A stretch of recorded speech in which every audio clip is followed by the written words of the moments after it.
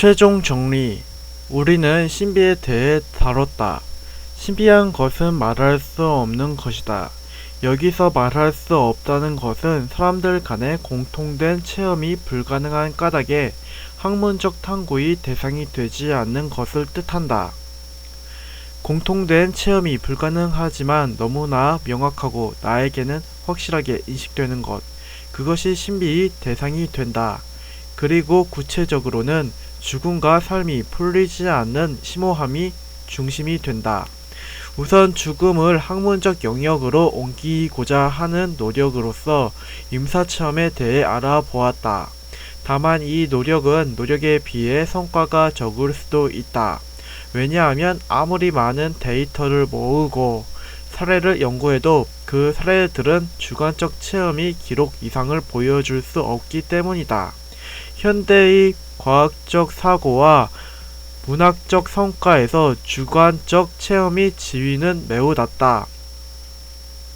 하지만 학문적 연구에서의 지위와는 별개로 죽음에 대한 관념은 우리 삶에 있어서 매우 중요한 역할을 한다. 왜냐하면 죽음 이후의 삶의 가능성이 지금 나의 삶의 방향과 의미를 규정하기 때문이다. 죽음 이후의 가능성은 네 가지로 나눠볼 수 있었다.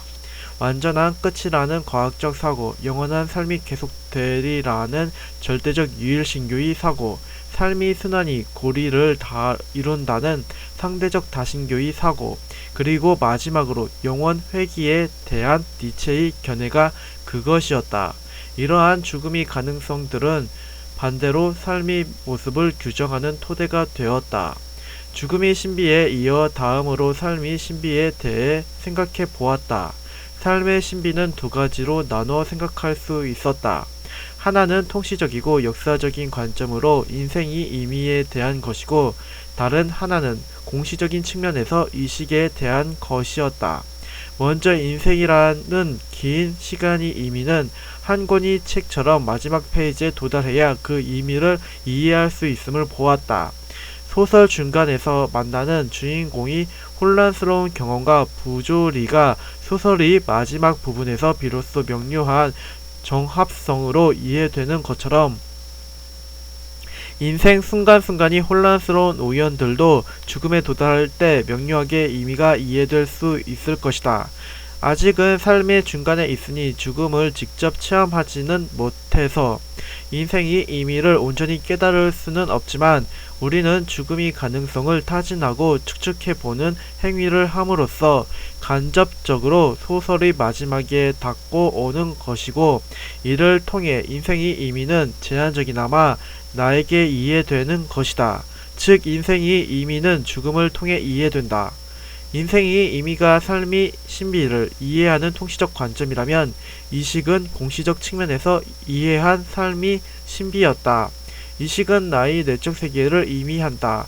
우리 눈앞에 펼쳐진 세계는 실제 세계와는 차이가 있다. 세계 그 자체로서의 물 자체의 세계는 우리가 직접 파악할 수 있는 대상이 아니다. 우리는 그 세계를 감각기관이 제한된 정보로 받아들여 머릿속에서 그 세계를 재구성하고 확장한다. 우리는 내적 세계에서만 거주하며 이 현상 세계는 나의 독자적인 세계로서 타인과 공유될 수 없다. 오래된 지혜가 말해주듯 눈앞의 현상 세계가 실제 세계가 아닌 하나의 허상임을 이해하게 될 때 우리는 깨달음으로 향하는 인생의 순례길을 시작할 수 있을 것이다. 에필로그. 이번 지적 대화를 위한 넓고 얇은 지식으로의 여행은 현실 너머에 대한 내용이었다. 인간이 정신과 관련된 이 영역은 진리에 대한 입장인 절대주의, 상대주의, 회의주의를 기준으로 구분되었다. 화해하기 어려운 두 종류의 사람이 있다. 고정되고 불변하는 보편적인 진리를 찾는 사람과 그러한 진리를 거부하는 사람. 이 두 종류의 사람들은 철학, 과학, 예술, 종교의 영역을 넘나들며 토론하고 논쟁한다. 우선 절대적 진리를 추구하는 사람들은 철학에서 절대주의, 과학에서 고전 물리학, 예술에서 고전주의, 종교에서 유일신교를 지지한다. 변하지 않는 엄격한 이성과 논리가 우리를 진리의 세계로 인도할 것이라고 이들은 생각한다. 다음으로 변화하는 상대적 진리를 추구하는 사람들은 철학에서 상대주의, 과학에서 현대물리학, 예술에서 낭만주의, 종교에서 다신교를 선호한다. 변화하는 현실에 대한 관심과 다양한 견해의 인정이 우리에게 깊은 깨달음을 줄 것이라고 이들은 생각한다. 마지막으로 이 두 종류의 사람들 외에 진리에 대한 접근 자체가 원천적으로 불가능하다고 여기는 회의주의자들이 있다. 이들의 견해는 오랜 기간 동안 무시되고 억압의 대상이 되어 왔다.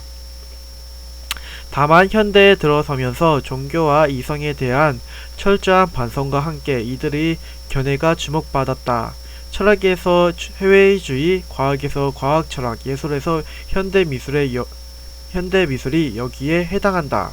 절대주의, 상대주의, 회의주의는 진리에 대한 입장이 차이에도 불구하고 공통점이 있다. 그것은 이들이 학문의 영역 내에서 다루어졌으며 다양한 비판과 대결 속에서도 학계나 일반에서 논의되어 왔다는 점이다. 다만 개인은 이러한 공적 공간에서의 논의 외에도 지극히 사적인 공간에서의 체험 속에서 살아간다. 공적으로 이야기할 수 없지만 사적으로 강렬하게 체험되는 것들 말이다. 죽음과 삶의 체험이라는 신비는 자신의 삶을 이해하려는 개인에게 가장 심오하고 중요한 문제다.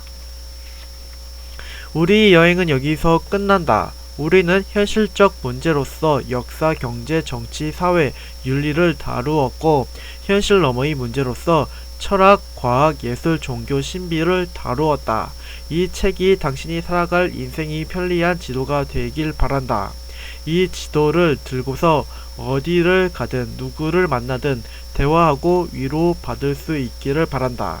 인생의 의미와 깊이는 타인과의 대화 속에서 비로소 빛을 낸다.